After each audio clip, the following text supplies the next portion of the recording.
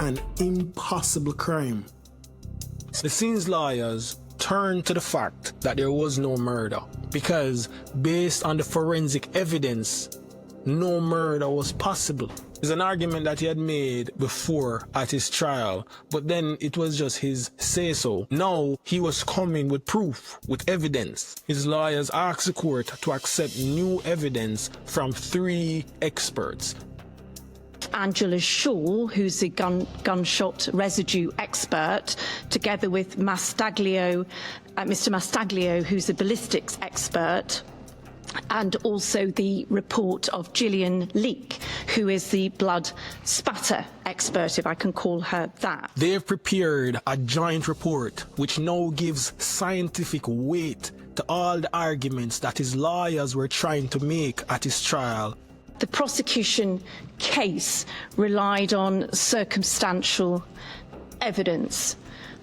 However, all of that circumstantial evidence was founded on error and also on unfairness.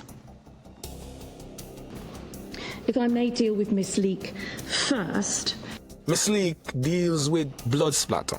So let me explain. There were pictures of the crime scene. The pictures showed where there were pools and smears and drops of blood. They also showed where there wasn't any blood. Like, for example, there weren't any bloody footprints leading out of the bathroom, for example. Blood splatter analysis is important because remember how Lescene Edwards said he found the body. When I hear the explosion and I jump up, I rush towards the living room because I was asleep. So when the explosion waked me up and I rushed towards the living room and I saw the mother was just getting up. And I said, "Where's Pat?" And she said to me, "Then you're not in the room?" You understand? So when I look, that was when I look and I saw that the bathroom door was closed. And when I opened the door, she fell out. And same time I bawled out, "Mama, Mama, Pat kill herself with my gun." And she run, come around.